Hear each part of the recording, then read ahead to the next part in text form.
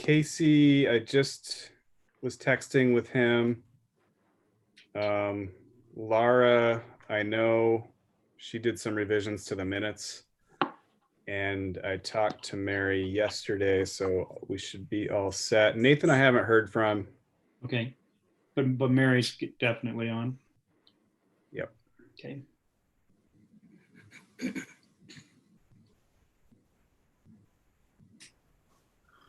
Yeah, we need the finance committee. Yep. Yep.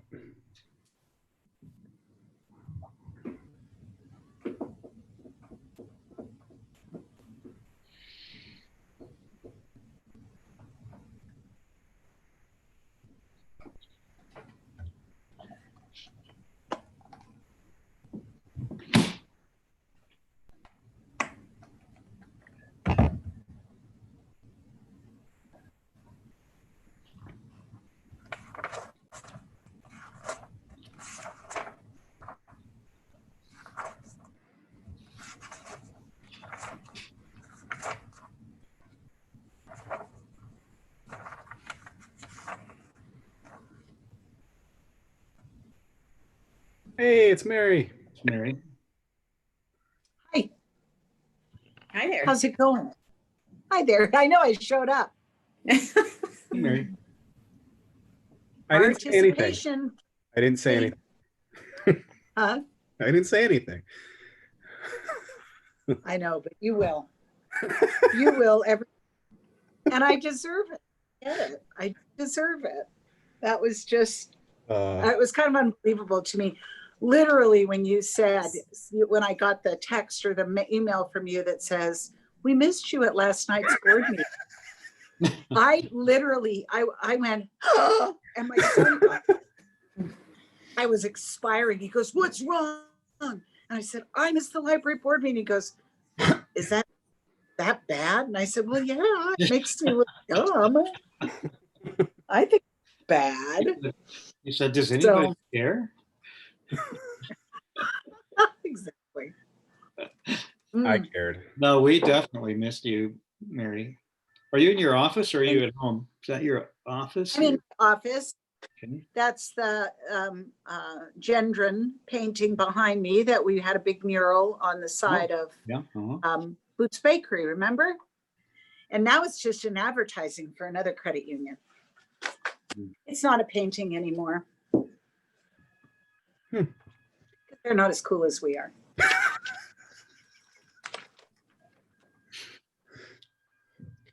All right, there's Karis.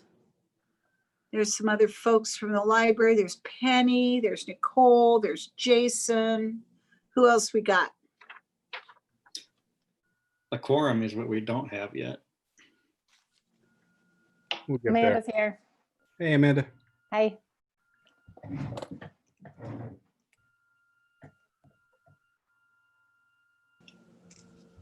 Oh, the kids area, the renderings of, I'm gonna quit my job and just go and play in the kids beside it. It is magical. Aren't they fun? Yeah. Oh. We'll show you a little bit of an update tonight too, I think, Jim. It's come along quite nicely. Oh, good. I sent it to Mary since, she wasn't at the last. So I hear, yeah. Let's go ahead and say it. Did you just not put it on your calendar, Mary? It was on my calendar, Jim. Well, that makes it even. I was gonna say. It was on my calendar. Sometimes in Starkey World, there's just a grenade thrown in the middle of it, and we just quit looking at calendars. We just keep our eyes on the road ahead of us, try to get through. If you don't look at the calendar, it doesn't exist. So there you go. So yeah. Well, like I said, it was a bad evening, but we are all through it, and look at me, here I am. And Laura, thank you for the plate. Now, thank you. You're welcome. And there's Casey. Hi, Casey. Okay.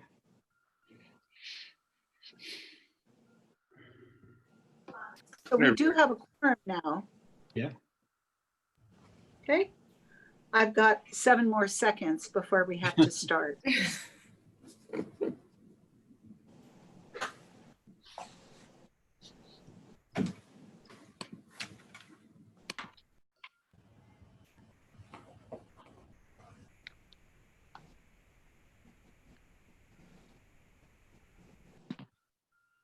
Hi, Natalie.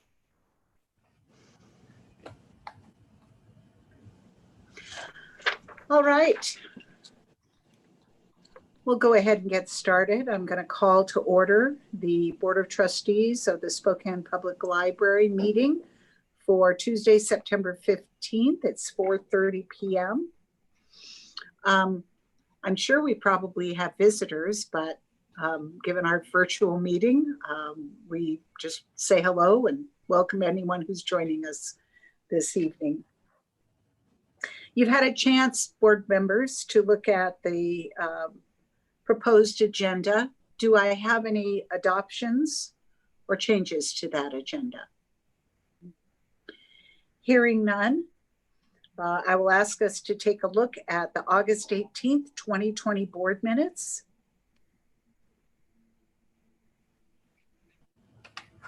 All right, I move that we approve the August 18th, 2020 board minutes as presented. I second. It's been moved and seconded to approve the August 18th, 2020 board minutes. All in favor? Aye. Any opposed? Those are approved. Could we please take a look at the August 2020 bills and contributions next? I am getting to those here. Very good. I move that we approve the bills and contributions for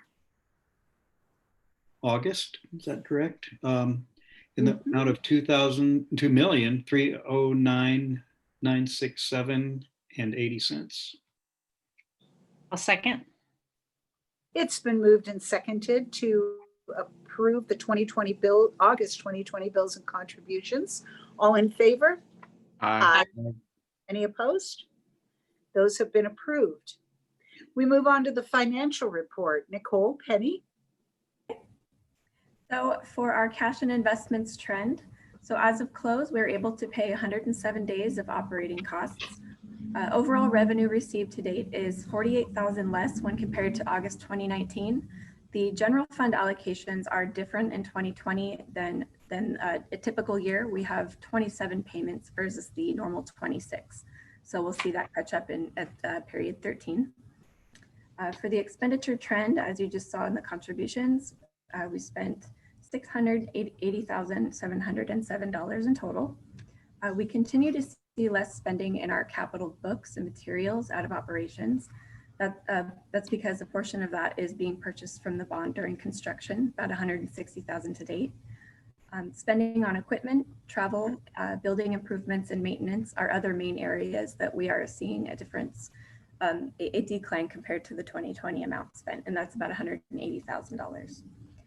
For business office news, in August, the city did implement a new strategy for the 2020 budget. They're essentially preparing for their initial estimates of potential revenue shortfall. So they are erring on the side of caution, and they requested that departments reduce their expenditures and carry those so-called savings in an interfund budget account code. So we have reserved $400,000 as those savings in areas that we're able to recognize, and that's in the capital books and materials, salaries and wages for our vacant positions, as well as IT minor equipment purchases. So before I pass that over to Penny, I will open for any questions. So Nicole, I have a question. That interfund budget account where those savings are, what are those? Are those earmarked for anything in particular, or are we just trying to harvest things from the current budget and then So really what it's a hold in case the city is to reduce our general fund allocation. That's only in the event that their expected revenue shortfall is actually realized. Thank you. So that's about that's what they expect the shortfall to be. Their initial expectation, yes, but that hasn't come into fruition yet. So. And we've been very proactive in trying to minimize what the impact will be for the organization. So although it's unfortunate, obviously, that we're in this event, we're not alone. But I feel like we are well prepared, and we put a lot of thought into how we can best meet this target. Okay, is that all the questions for now? Thank you, Nicole. Yep, thanks. Okay, on the bond side, really busy month. You just approved the bills, and 1.6 million of that was for the bond. We had 1.1 million that went to Leone and Keeble, so that was for the Hive and the Liberty projects. And it was time for us to make a progress payment to MK Solutions, and that is the vendor who is taking care of our automated material handling and other technology related needs. What's interesting to note is that the Walker invoice, it did come, but it's not processed in that amount. The July invoice for Walker was huge in volume, 104 pages. So it took a great deal of time on my desk and on Hill's to completely audit all of the backup that supported that invoice. So that one that's getting paid this week, but right behind it, we had a 63 pager for the month of August. So we're starting to fill the volume of invoices in terms of literally documentation on the bond. I was able to make my first site visits last Thursday. I'm kind of quasi-assigned to the Hive in Liberty in the sense that that's who I participate on the construction calls with, in addition to my accounting role. But I visited with Integris and the Hill team, and it was really helpful for me to see in person many of the things that we've been discussing in our construction meetings for the last 60 days. So we look forward to when the projects are a little further along.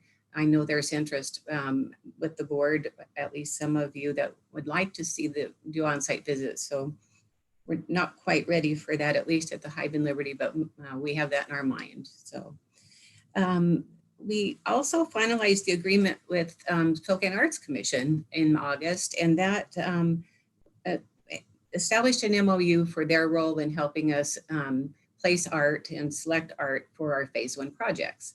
And the cost for that MOU is 10% of the public art budget. So phase 1 is equal to $38,000. I also want to mention that our own Eva Silverstone, she is actually a member on the board of the Spokane Arts Commission, and we're really excited that she gets to play kind of a dual role for us at the library and on that committee. Lastly, no contracts executed under the special authority, but I can just tell you that our going forward, the approval of the bills will continue to climb because things are really moving along on the bond. So I'll take any questions, and if there are none, I'll turn it over to my bond partner, Matt Walker. Right, well, sounds like no questions.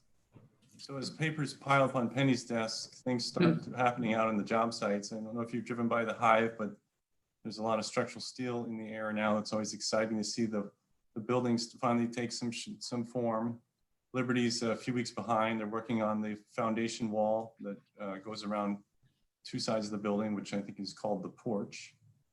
Work at Shadle is continuing, a lot of utility work going on. Downtown, they're starting to make large cuts in the 3rd floor for the new stair system that goes through there. So that's going to be really exciting when it's done. So lots of demos still going on downtown. And then at Hillyard, They're doing electrical and low voltage roughing right now. So I know Tara was out there last week with Ty Miller and others from Integris to just verify that outlets and electrical devices were shown in the right place. So we're going to want to do that with each and every project to make sure before the sheetrock gets installed. So any questions on the construction progress? I think Penny mentioned that the bad air has slowed down some of the projects this week. Is that right? I believe so. Yeah, I know downtown that they're working indoors, so they're free to work without the impact of the hazardous material, hazardous smoke at this point in time. Any other questions? Thank you, Penny. Thank you, Matt. Thank you. Chairman's report, I have none. Council liaison report, Kate. Hi. I don't really have much to update, but it's good to see you all. But I don't really have much going on. So yeah. I'm sure we as a board would like to offer our condolences to Karen Stratton, our former council liaison, on the loss of her mother. Quite a towering figure in our community. Well, thank you very much. It's good to see you too, Kate, though I can't see you. It's good to hear your voice. Thank you. Andrew, your report, please. All right. I have submitted a written report, but before I get into that, I did want to update the board on how we are dealing with our latest hurdle for operations, and that is due to the unhealthy and hazardous air that we are finding in the community. So real quick, the basics that we're looking at is when the air is at a level of unhealthy or worse, we are discontinuing curbside service. This is, really in hope that this minimizes that risk for staff, because the only in-person service that we are offering is that curbside service. So we really don't want them exposed to that situation. In addition to that, if it gets to the level of very unhealthy, there is the potential that we completely close the branch and send staff home, depending on what the outlook looks like. If it looks like it's going to be hazardous, then we want to give folks enough time to get home in a safe place and in a safe manner. And if it does get too hazardous, like it has been the past few days, we are completely closed. Our branches are closed, and we are having staff stay home. When we are at that situation where we are electing to close the branches, we are paying staff out of emergency leave, much like we've done with the COVID situation. So just wanted to brief you on how we're handling this. We have discontinued curbside for the remainder of the week, and that is really in the interest of customer service. Anytime that we've delayed it by a day or so, then we're asking customers to reschedule. And if we're doing that every day, in the eyes of a customer, that can get very frustrating. So we just decided to make the call, close down curbside for the week, and we'll resume, hopefully, pending improved air quality next week. Obviously, I couldn't put that as part of my report because we didn't start dealing with this until Friday. So just wanted to brief you on where we are at with that. And highlights from the report. Is there any questions about how we're handling that? No, but I think that you've made the right moves. The most important thing is to protect our employees and our customers as well. Yep. Yeah. Thank you, Andrew. So highlights from the report to the board. We did have our kickoff meeting for our Diversity, Equity, and Inclusion Council. It's a group of over 20 people from our staff. So some really great engagement that we're having. Amanda is helping me lead that group. We've just named some initiatives from our staff of Vanessa Strange and Katie Rickard. So we are happy to see this move along. We've also sent out to the leadership group a charter that will help define what the group does and how we go about it. And we're also drafting what our short and long-term goals are for this council. So more info as we get deeper into this work and make progress. Also, we've resumed our partnership meetings with Spokane Public Schools in the city of Spokane. They've been sort of put off due to COVID, but we've started to re-engage around this. Really just making sure that as we're moving forward, really with the construction projects, that our operations will continue to develop and align as we get near to opening, hopeful opening day. A lot of factors outside of our control that could delay that, with the pandemic. And applications are starting to trickle in for our 24/7 library kiosk projects. So we've gotten a handful. Once we get more, we will give our recommendation to the board for final approval of where those vending machines will go. And as you are aware, over the past few months, just because our buildings are closed does not mean we have remained idle. Staff continues to do an amazing job in thinking outside the box and delivering services. And really, we're just so thankful for those efforts. A few of the highlights, there was a read and walk story walk started at Comstock Park. That was developed by Catherine Ilbeck. Some good coverage that Amanda will refer to her in her report. Reva Dean has developed some YouTube videos teaching customers on how to do historical research. Those have already clocked in more than 2,000 views, which is fantastic. We also named her the Star of the Month for August. So really great to see that happening. And community technology continues to think outside the box.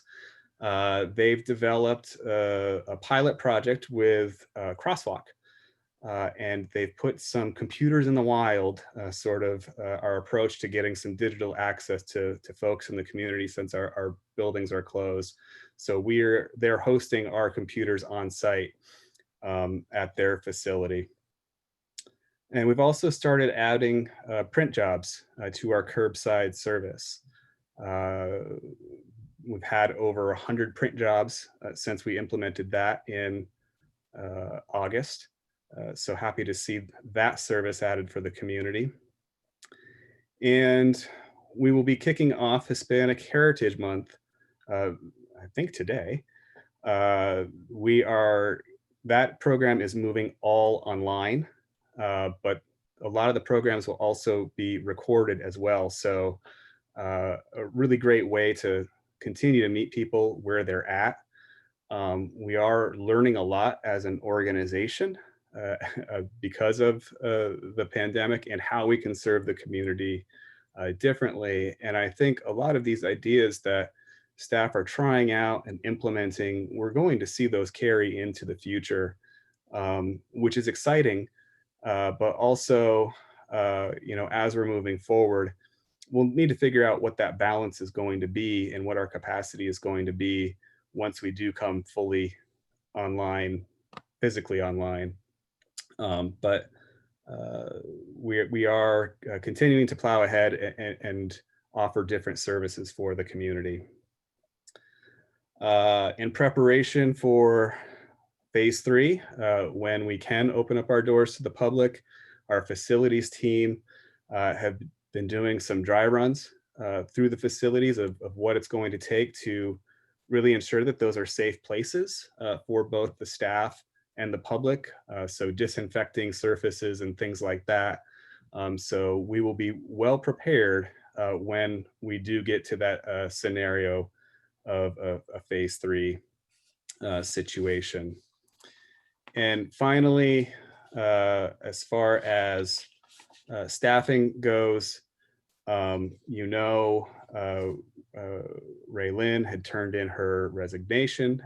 We're congratulating her. She's moving on to a great new opportunity with Volunteers of America. So happy to see her get that opportunity to grow. Sad to see her leave.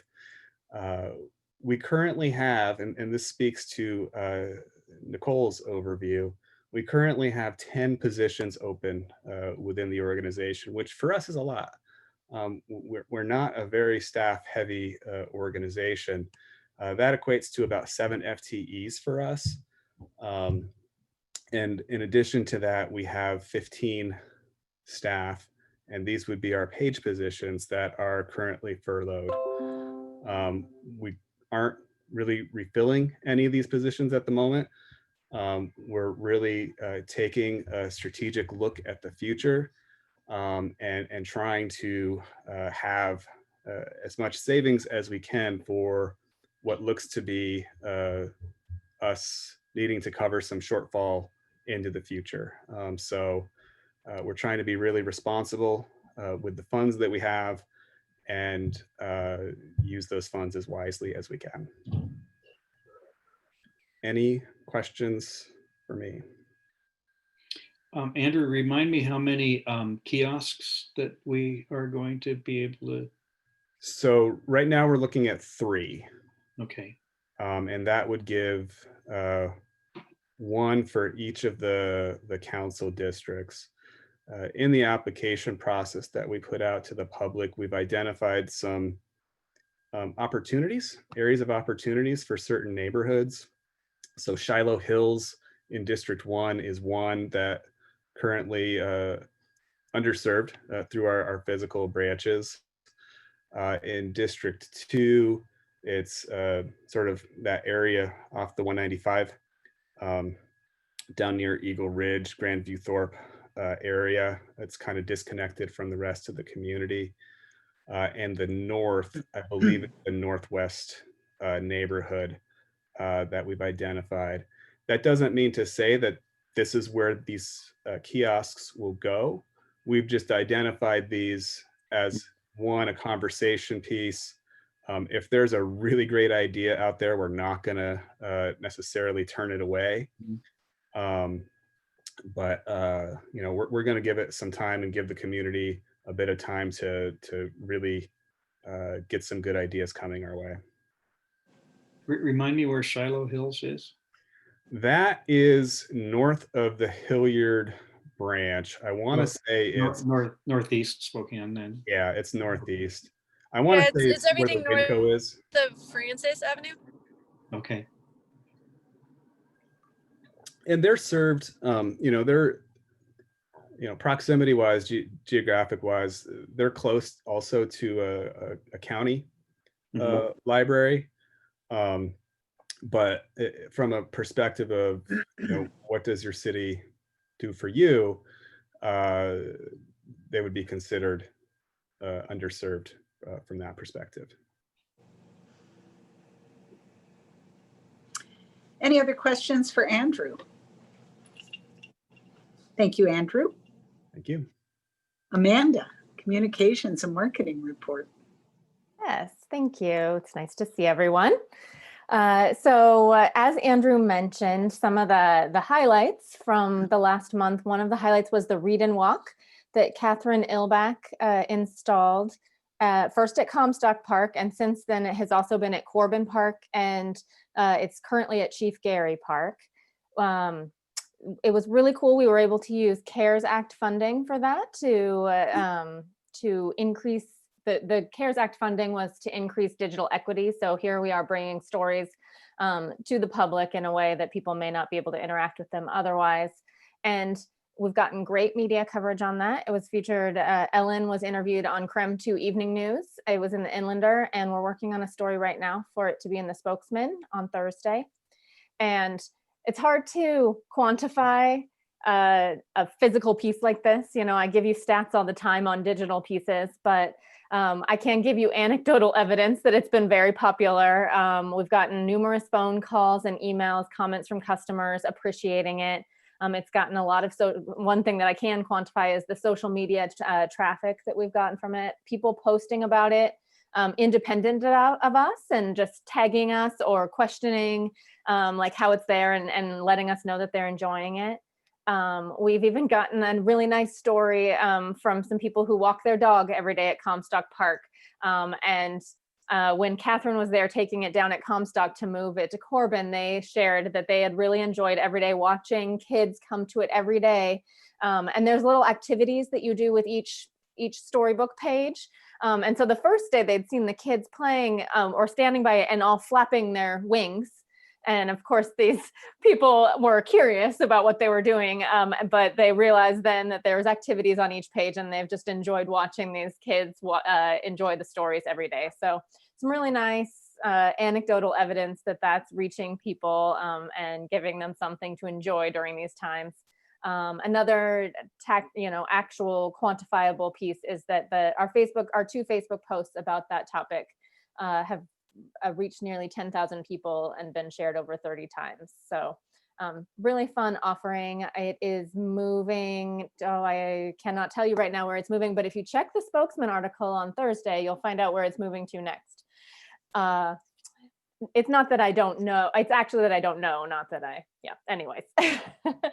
So we did, speaking of other Spokesman news, we saw an uptick in returns after the Spokesman ran a story a week or two ago about local libraries, us and the county library, looking to get COVID returns back to us. So people had been holding on to their books since March upon our request, because we wanted to make sure we were handling materials safely. And now we're asking people to start bringing them back. And we actually saw a huge uptick in returned items following that story. So we've been sending out emails, we've been doing social media, but the Spokesman article really is what prompted people to start bringing materials back. And so we, at Northtown alone, I think we got 29 bins of items back following that article. And then the other thing that we're doing is a back to school mini campaign. We're really looking at ways that we can support the back to school journey and the school journey this year. It's so different. We don't want to add to the noise. We don't want to add to the screen time, but we want parents and teachers to know that we're here to support them with resources that they might not otherwise know about, or the things that they would normally access, they might not be able to access right now. So working with library clerks at all of the locations to get our resources posted on their intranet pages, making sure our information is posted on Peach Jar for parents, and making some demo videos on how to use some of our resources. At baseline, how to use your student library card. So every single student at Spokane Public Schools automatically gets a Spokane Public Library card. Not everyone knows that. We want everyone to know it and be able to use it so that they can access our resources to support their home learning journey, whether it's virtual learning or virtual in classroom learning. Working through that right now and making sure that we're connecting with the right people to get that information in the hands of the students.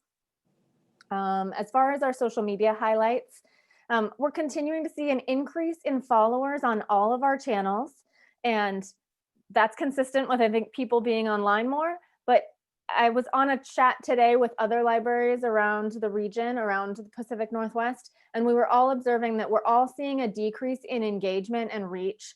And who knows why? You can never really pinpoint why, but we're all seeing it, and we're all wondering if it's just an increase in noise, increase in political chatter, increase in other things that are taking precedence over our things in your feeds and the algorithms that serve up our content in the feeds. So we're getting more people following us, but less engagement. It's there's not much we can do about it, but observe and see what we can do maybe to tweak content to get things served up more. Our two top posts on Facebook and Twitter were about the story Read and Walk that I told you about. And then our top Instagram post was about was a book face. They typically are. We've been revisiting our book faces, our most popular book faces, and they're always popular even the second time around. Andrew mentioned our top YouTube views are the videos that Riva's been making about researching your house history and there's two great videos about researching your house history. She's had phenomenal success sharing those, particularly on nextdoor.com, where people might be looking for that type of content. Her next video is coming out soon, and it will be on how to preserve your family papers and photographs in the safest way for your documenting your photographs. So you can watch for that. And then Patron Point continues to be so useful for us this year. We're continuing to send our monthly email newsletter, but we've been sending summer reading newsletters, and we'll be doing the same for our fall reading program, which I forgot to mention here, but we're launching a fall reading program as well, upon the request of Spokane Public Schools. They wanted this service to help augment their online reading curriculum. And so we'll be able to reach out to people who are signed up from that with Patron Point. And we've also been able to use Patron Point across these last week and a half, or less than a week now, when we're canceling curbside appointments and asking people to reschedule. We've been able to very effectively use Patron Point to reach those people, to let them know of the schedule changes and that they'll need to reschedule because of the hazardous air quality. App downloads continue to hold steady. No major increases there, but we still get periodic downloads over time. And then our earned media was really great this month, with coverage of the Read and Walk, and also that great article by the spokesman about bringing your items back. And then we did have a press release about the index data that you adopted at the last meeting. Everybody's really excited in the library world to hear about us adopting Folio. It might not be spokesman review news because it's kind of library nerd news, but it was still an exciting article to see. So, and that concludes my report. If you have any questions, I'm happy to answer them. Not a question, just wanted to say I love the Spanish omelet video that was uploaded 2 days ago. Too. I watched that while I was on my spin bike so I was like getting hungry while I watched it the entire time. That's great. That's great feedback. Thank you. But didn't you want to grab that peeler and help that young woman peel potatoes? I did. They got there. You got there eventually. We got there, and it looked delicious. So yeah, I watched it too. It was great. Oh, thank you. A lot of fun coming out. Thank you very much. Any other questions for Amanda? Well, you brought up the returns. This is probably not a question for you, but for Andrew, it just made me wonder what the research is showing on materials. And we talked about this last month. Is there anything new about how long we need to hold on to materials to make sure they're safe and that sort of thing? Sure. So glad you asked, actually. Another study, phase 4 of the Realm study came out. And this study was different from others because it had books placed and materials in stacks. And what they found is that trace amounts of the virus can exist on stacked materials after 6 days. But what's important to consider is that it is trace amounts. Since that study came out, we have been in contact with Spokane Regional Health District. Also, I was part of a email chain where a environmental consultant who's working with New York City libraries on how to best deal with materials being returned. And basically, you know, his perspective was that the research headlines are being a bit overblown. Really what the headline should read is negligible amount of the virus is on materials after 2 days. Mhm, mhm. And in our conversation with Spokane Regional Health District, we really wanted to verify if our procedures and policy regarding safe handling of materials were in line with what the research was telling us. And they said that yes, we are doing a good job. Our procedures are well in place. The best protection that we have from the virus is good hygiene. It's airborne.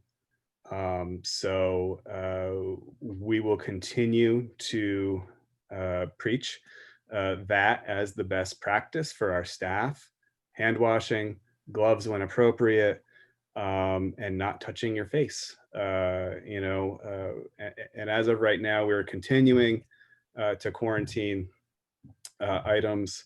That hasn't changed at this point, but we will not be extending beyond what we're doing right now, unless some new information or some other reason comes to light to change our decision. Okay. Any other questions? Thank you, Amanda. On to new business. Let's talk about the Children's Area Design Services. Absolutely. Hi, everyone. Hello. Last month, you saw a presentation from Lucy Creative where they gave you a preview of a direction that our children's areas are headed into. And I'm pleased to say that with their 50% design presentation on September 4th, it's only gotten more impressive. And I would like to share my screen here for a moment and walk you through at a very high level what some of our 50% concept designs are looking like. So last time when Lucy presented to you, they showed you some rough ideas of what they were going to approach. These are the specific designs that are going to be used in each specific library. So let me share this with you.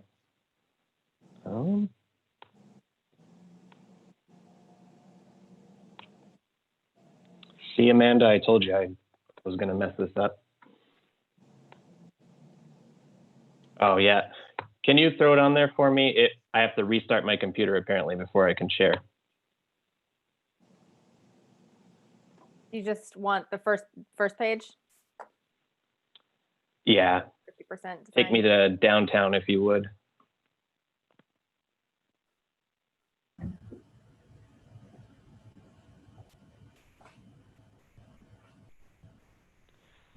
All right, if you'll scroll down to downtown.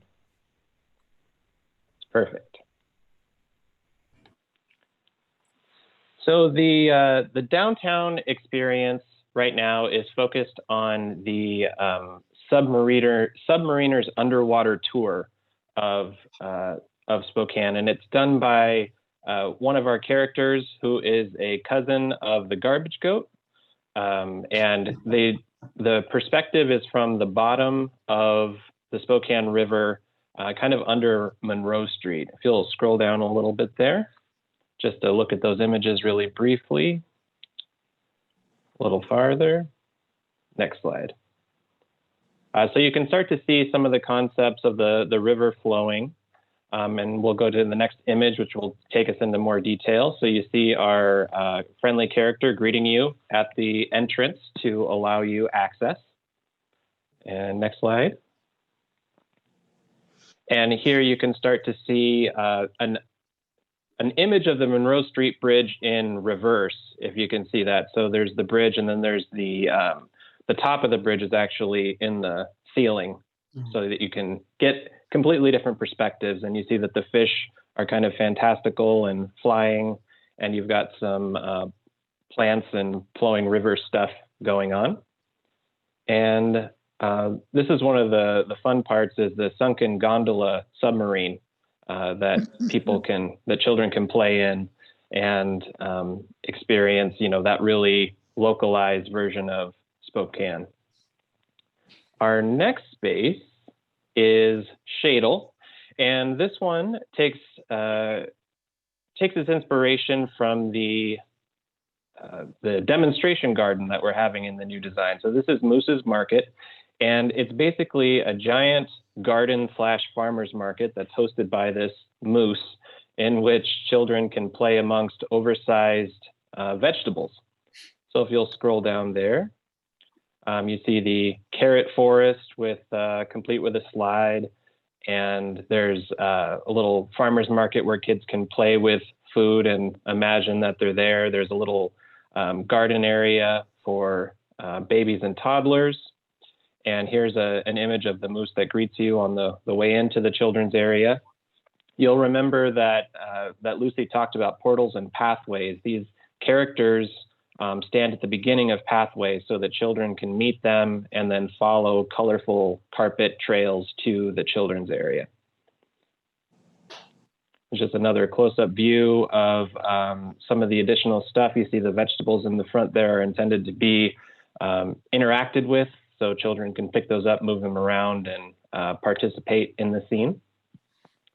The next design is Liberty Park, and it's my favorite one. This is the Sasquatch Shack. And the whole concept behind this one is there's a magical forest in which you discover a family of Sasquatch.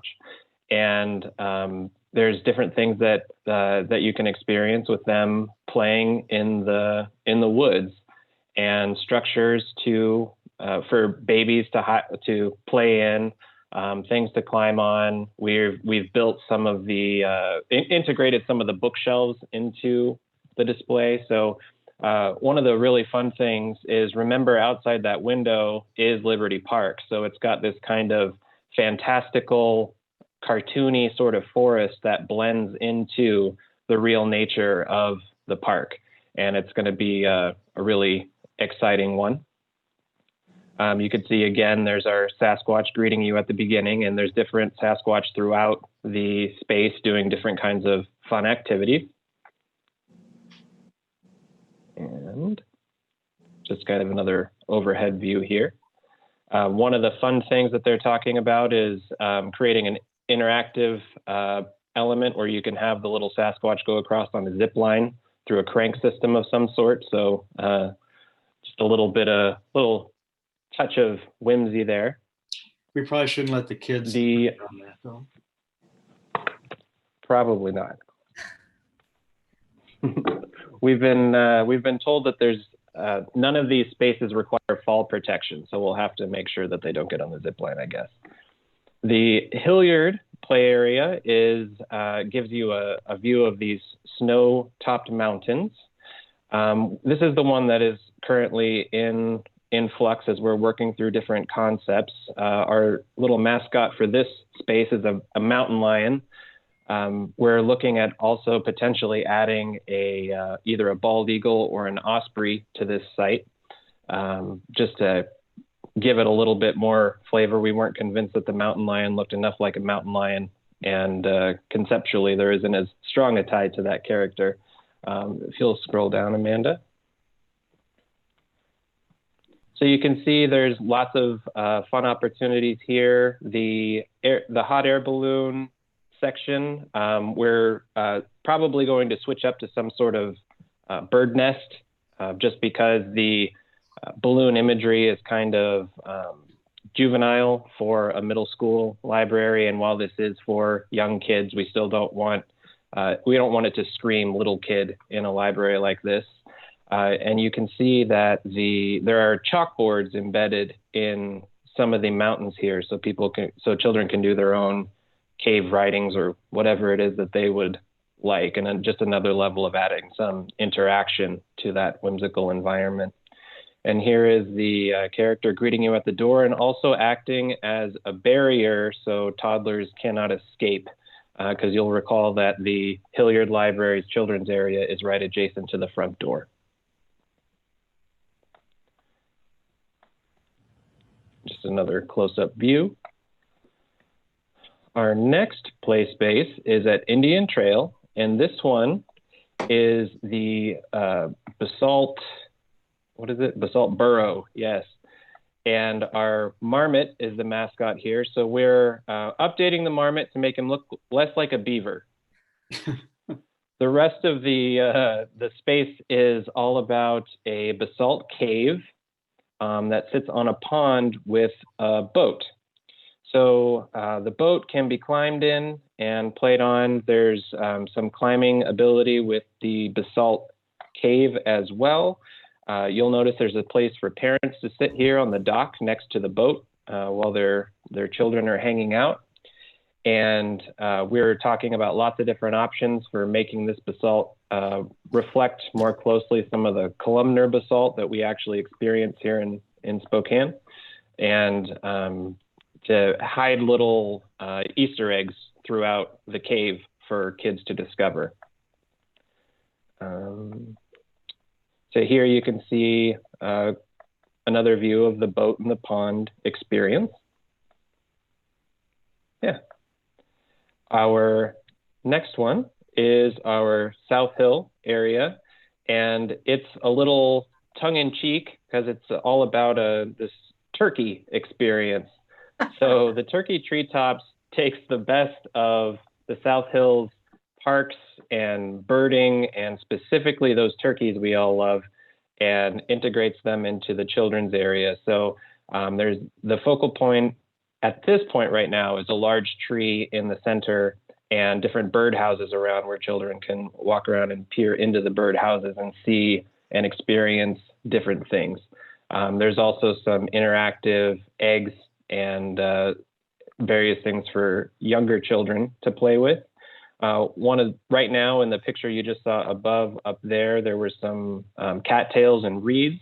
We are shifting those over to be wheat, to be reminiscent of the Palouse Highway, which is obviously in fairly close proximity there. And that is it. Yeah, another view of the back. There we go. All right, thank you, Amanda. All right, so you will recall that our budget for the design, fabrication, and installation of the children's spaces was $1 million. That was our best guess at the time when we knew that we wanted to make a statement with these spaces, but we really didn't know what the price tag of that statement was going to be. Breaking it down into square footage, the $1 million budget amounts to about $75 a square foot.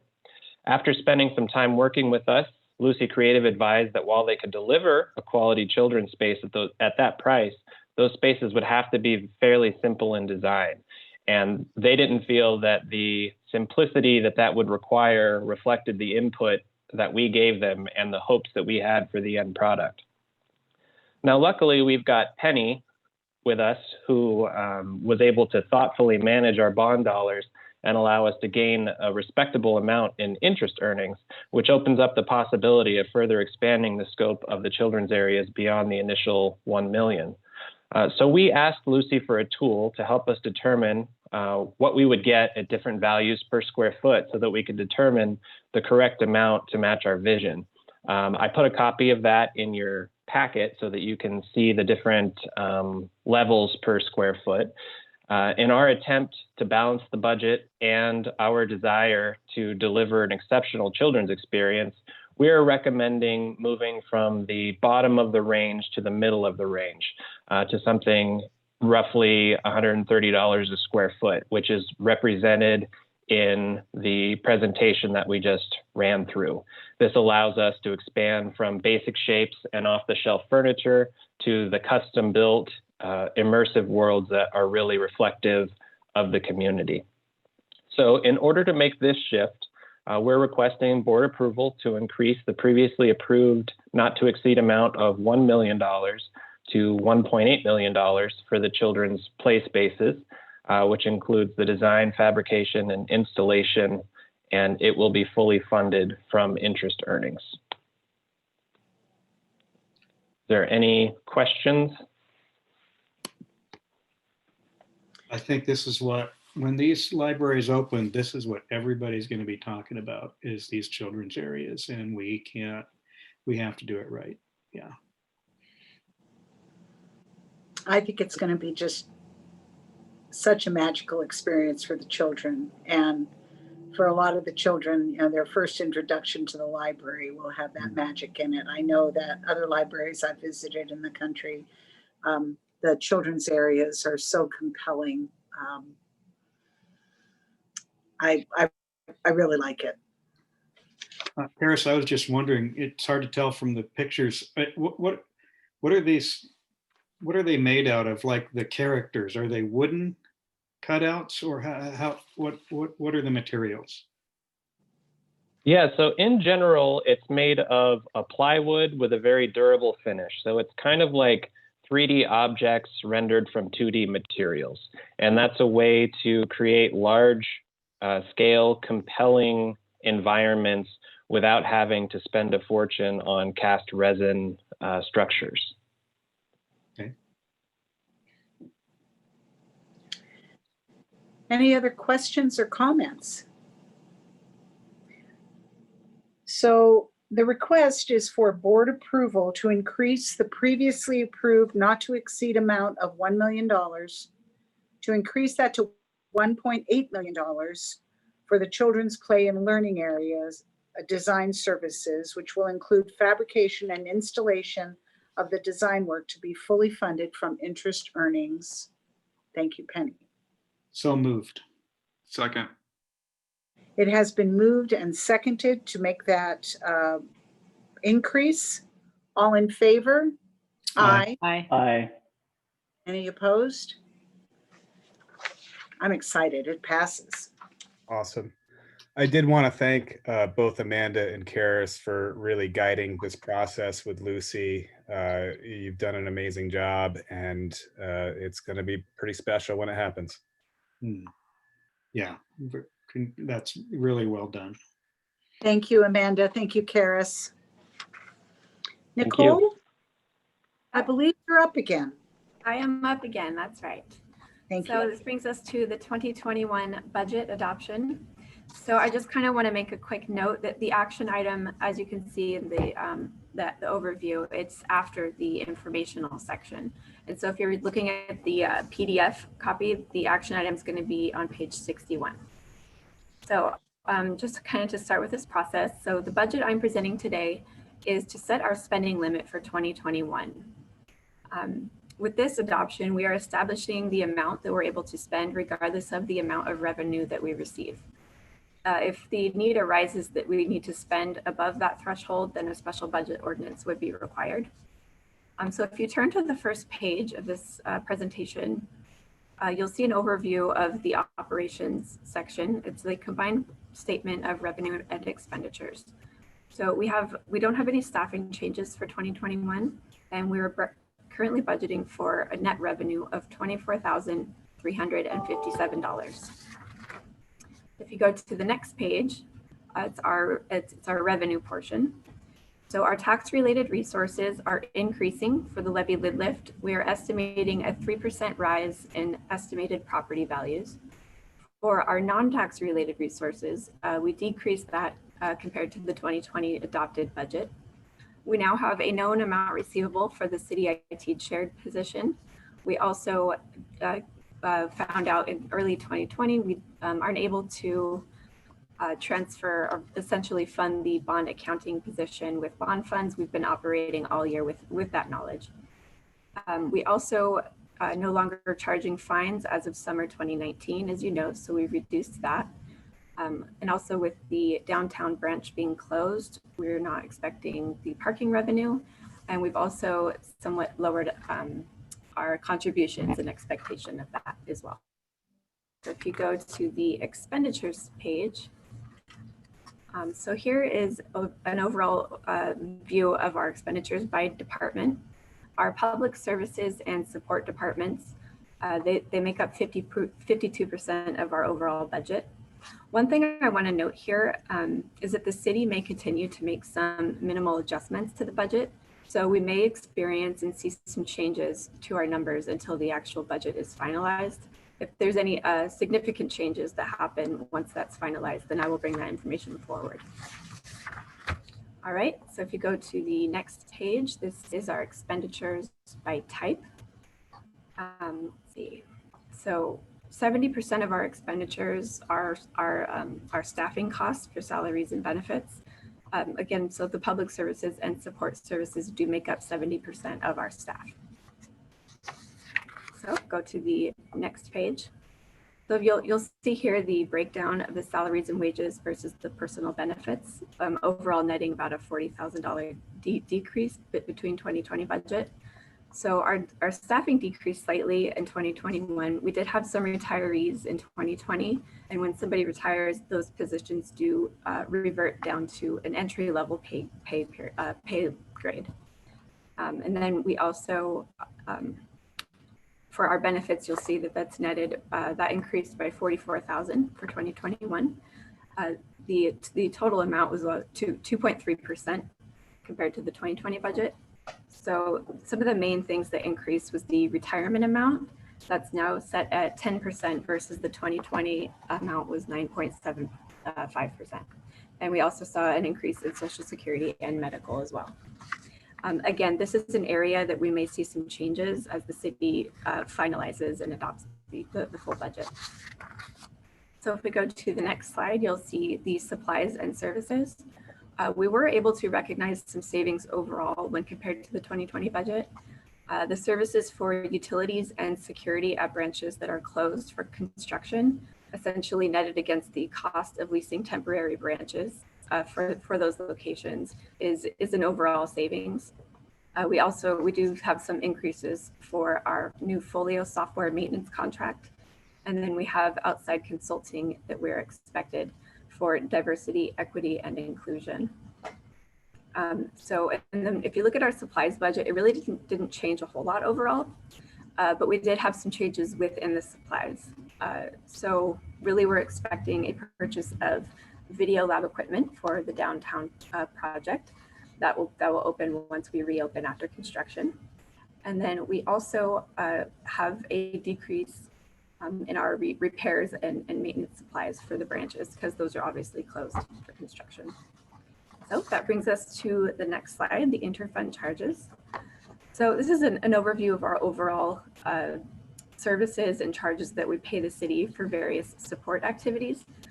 Some examples of those support activities are processing payments to vendors, payroll payment processing, printing, fuel, and then some facility maintenance repairs. And so overall, again, these amounts are likely going to change. It should be pretty minimal, but until the budget gets finalized by city, we might see some differences there. And then finally, that brings us to the capital and debt service expenditures. So there's really no significant changes here. We just lowered our building improvements budget by 20,000 because, obviously while we are engaged in construction phases, we're not going to expect to see a whole lot of activity there. So that brings me to the conclusion of the operating section. The next page is going to be the bond page, but before I pass it to Penny, I just want to note that the following materials are located between the 2021 bond budget page and the action item that's on page 61. So the first one is a copy of the presentation pages that we reviewed with the Finance Committee in August. That does have the expenditures broken out by department instead of the way that we just looked at it. So the second item that is between the bond page and the action item is going to be the organizational chart. And then the last one is the financial projections through 2024. This was also reviewed with the Finance Committee in August. So before I give Penny the floor, are there any questions? What is the Office of Performance, or excuse me, what was that? The Office of Performance Management, so that increase, that increase is a position that was approved by City Council in, I think it was late 2019 or possibly March 2020, one of those council meetings. And so it's just our portion of that new. Oh, it's our share of that. Correct. Position. Okay. It's not really a library position. No, a lot of times what they'll do is help coordinate on citywide projects. And what they try to do is just project based on what your usage is going to be. I see. Okay. In past years, we've used them to help with the Wi-Fi at Riverfront Park. And since it passes through many different departments, it's just a resource that we need to pay for. Yeah.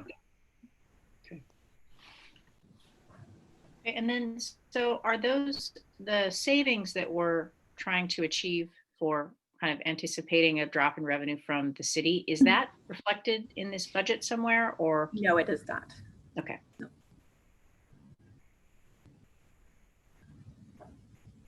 Anything else that I can answer, perhaps? And Not? just to clarify for 2021, we haven't heard anything regarding 2021. We're right now just looking at really the revenue for 2020. That's what we know. What we've been communicated at this point is that it would be a flat-ish revenue from this year. So we're going off the best information that we have. And we really can't go beyond that at this point. But I will remind you that a flat revenue is still a cut because we do have increased costs for things throughout the budget. So flat is still a cut. Okay, well, I'll take us on to the bond now. The bond just works a little different in terms of budgeting, very different from operations. So recall in December 2018, we took receipt of $77 million worth of proceeds. And since then, we've recognized 2018 expenditures and 19 expenditures in 2020. And we've also committed a good portion of those funds to our contracts that are still in progress. So the budget process is to budget the remaining available proceeds for the next budget year. What's different this year, and I've put a gray line on the financial page, you'll see something there called construction-fixed asset for $3 million. And if you look in that first budget column all the way down to the bottom, we're not at 77 million anymore, we're at 80 million. And that's because for the first time, we're going to recognize the ability to expend our interest earnings, for instance, on our children's. So that construction-fixed asset account, that's just a placeholder for me to bring $3 million worth of interest earnings into the budget so that we have the ability to pay for Lucy and any other potential needs that we have. Also new this budget is the reserve for capital outlay. Once again, that's just a placeholder, but that is earmarked for the city of Spokane is going to be transferring that amount of money to us as a contribution towards the landscaping that is occurring as a result of the CSO project downtown. So in order for us to expend those dollars, we have to bring it into this expenditure budget as a part of our adoption process. So our request today is on the bond is to adopt a 2021 budget in the amount of $25,174,506. And you'll see that number all the way to the right at the bottom of the 2021 budget column.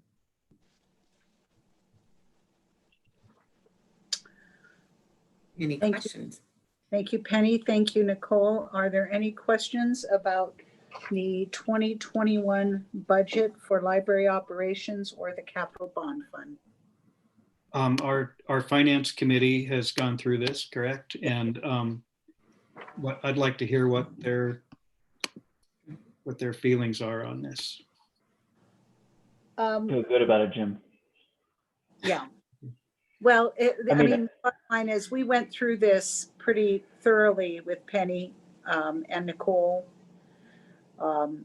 Nathan and I, and everything that we saw and heard made sense to us. So the finance committee's recommendation would be that we approve both the budget for library operations and the capital bond fund. We're Nathan, I don't mean to speak for you, but I believe we're satisfied and feel good about what we see. Yeah, I mean, I think we're, I think the goal and hope is obviously to see some sort of increase and or revisit, successfully revisit this again at some point in the future. I mean, if we have to, because the budget allocation change, not going down, but going up. So, yeah, I think the team has done an outstanding job budgeting in this difficult time. It's true. We're in very good hands with Penny and Nicole. And so we have a lot of confidence in what we see with the budgets. So we can do this all with one vote. So I'm going to call for a motion to approve the 2021 budgets for library operations and the capital bond fund. So moved. Okay, I'll second. Second? I did. It's been moved and thank you. It's been moved and seconded to approve the 2021 budgets for library operations and the capital bond fund. All in favor? Aye. Aye. Aye. Any opposed? Those budgets pass. Thank you very much for all your work on this. Penny, Nicole, everyone who had a hand in this. Thank you. We move on to library location naming. Who's taken that one? Amanda, hi. Thanks, I'm Amanda. back up. Yep. So today I want to talk to you about library location naming. As part of the capital bond construction projects, we've been evaluating the names of our existing and new libraries, and we want to make sure we're taking this moment to be thoughtful and deliberate in our naming conventions at a time when our locations are changing and new libraries are opening. So we've looked at all of our locations, and to start with, to honor the park setting of our two of our locations and what I would call lean into the public's existing nomenclature, we believe that Liberty Park and Shadle should both incorporate park into the name. So right now, Shadle is officially Shadle Library. Many in the community already refer to it as Shadle Park. And so we recommend adopting that as the formal name, Liberty Park and Shadle Park. And moving on to the downtown library, through a review of more than 40 libraries in North America, I found that only 4 very small library systems have a downtown library. The majority of the library systems call their biggest library the main or the central library. So I'm proposing we change the name of the downtown library to the Central Library after the renovation to rebrand and reestablish the location as a magnet location, and with the intention of drawing visitors from around the city for special events and distinguishing the location from the smaller neighborhood libraries, which will have one hub with the neighborhood libraries surrounding it. The Hive is a name that we coined just organically during the design development. And it immediately resonated with us, with the library leadership. And the name reflects the abundance of activity we anticipate will happen at that location. And we've even incorporated the yellow color palette to be a nod to the Hive and a lot of key elements of the building. And the library has already filed an approved trademark application on that name as well. So in summary, we propose that the new library buildings be named Liberty Park Library and the Hive. And the existing libraries that I propose have new names are Shadle Library, which would become Shadle Park Library, and the Downtown Library would become the Central Library. And then as of now, we recommend that Hillyard Library, South Hill Library, and Indian Trail Library remain unchanged in their names. I like all those names. Do you have a question? Oh, sorry. I do have a question, Amanda, because, our library is located, our central library is located on Main. Did that enter into the discussion at all? We definitely considered that. We didn't want it to be named the main library because it was on Main. So that's why we opted for Central Library. We wanted it to be clear that we were naming it that because it is the central hub for people to come to, rather than the library on Main, because that is something sometimes the South Hill Library does get called the Perry Street Library, for instance. We didn't want that confusion in this case. But in evaluating national libraries or North American libraries, I'd say the majority, well, not the majority, 50, a little more than 50% have central library, a little under 50% have main library. So it is a fair question. It could go either way. I like Central. I prefer downtown. It's already downtown, right? Like why? I mean, I understand your rationale for changing it. I just don't agree with it. Wasn't there some discussion early about Hillyard? You know, whether that was going to stay Hillyard or not? So yeah, we talked about Hillyard Library and Shaw, and it being in Shaw Middle School, whether it should be Shaw Library. So we opted not for Shaw Library because we want to make sure to draw a distinction that it's a public library. And that there's less confusion then that it may be part of them. It is physically in the middle school, but we want people to make sure they feel welcome coming into it. So to avoid any confusion between that. And then the research we did, the limited research, did show that there's a real strong affiliation with Hillyard as the name. You know, we did talk about Bemis or some of the other names that we could use there. And we decided that the buy-in and the affiliation to Hillyard was strong enough to remain Hillyard Public Library or Hillyard Library. Yeah. I guess the only other question I have, why was it just called Shadle in the first place rather than Shadle Park? I mean, Shadle Park High School is right there. It's not just called Shadle High School. Was there a reason that it was called Shadle? I don't have the historical knowledge to know why that was selected. Well, Casey, any other discussion about the change? No, I don't think so. I understand like why you would call it central because it is the largest library and admin building is there and stuff like that, but it's located downtown. And if we've named every other library after the location it's set in, why change that, I guess? So yes, there is more discussion. That was my more discussion. It's also located centrally though. Yeah, but we already have a name for it. Why change it? It's the downtown library. No, I don't go to Central. I never go to Central. I go downtown.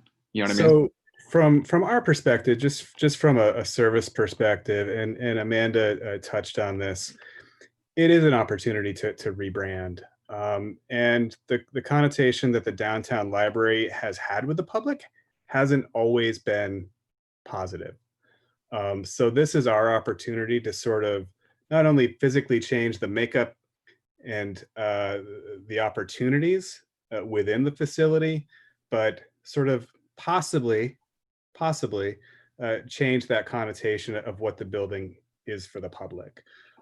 So that's ultimately, I think, what the opportunity is in this name change. So I hear what you're saying with the location, but also, hasn't the library's popularity been increasing over the last few years? Generally, it seems like we've done really good. We've got a lot of outreach. We've got a lot of interest. We're doing really interesting things. So why would we rebrand something that's working? I think that it's two sides of a coin, really. You know, we've hit a certain market with that popularity, but still there is that connotation of I'm not going downtown. I'm just not going to go down to the downtown library. So maybe perhaps it does change that perspective for some folks. Sure. Can I make one other argument? I had also mentioned that in my research, only 3 other libraries systems in the country that I found had a downtown library, and they are all very small systems that only have like 3 branches. So Sure. Eugene, Oregon, San Rafael, Lincoln, Nebraska.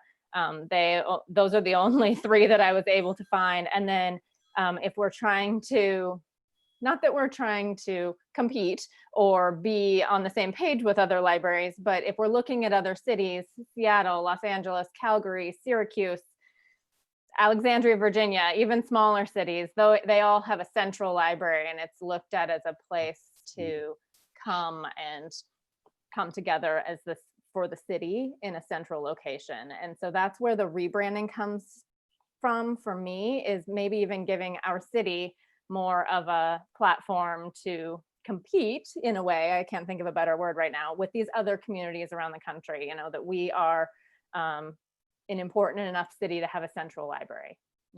Are we losing any competitions? It feels like we win awards throughout the year and we're in national news, and I mean, which so is even again, more of a reason to have a central library. Or less, because it's already working, so why change it? I'd like to make one other argument in favor of Central, which is that this is a library that is not just for downtown. This is a library, this is our central library for the whole city. And with this new children's area, I mean, we're going to be drawing people from all over the city to that library just to see that. And I like the sound of Central better. It's the central library for the whole city. It's not just the downtown library.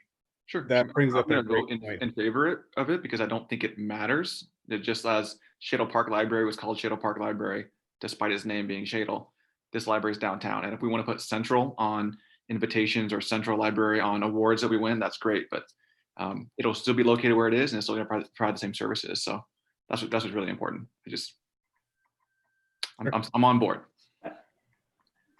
Thank you, Good. Katie. And what we're looking for is approval of the entire package of name changes. So if you, So I'll move that we approve the changes to the names of the Spokane Public Library locations to become effective when the library locations open after construction, as presented. Second. very good. It's been moved and seconded. All in favor? Aye. Aye. Any opposed? All right. Thank you very everyone, much, especially Casey. Casey. Thank you. Any additional agenda items or changes that came up while we've been meeting? Public comment. I don't know how we do that now, or if we do it. I check, and there is none via the email avenue. Thank you. Our next regular meeting, which I'll be putting on my calendar this evening, even though that sometimes doesn't help, is Tuesday, October 20th, 2020. So 10/20, never mind, 10/20/2020. We don't have executive session tonight, so I call this meeting adjourned. Thank you all so much. Thank you. Thank you all. Thank you. Stay Hey, safe. Karis, are you Thank still you. there? Is Karis still there? Karis? I'll I ask you- am. Oh, Yes. you I know was that muted. PDF I'm sorry. The PDF of all the children's areas that you showed, do we have a copy of that? Have you sent copies of that out to us?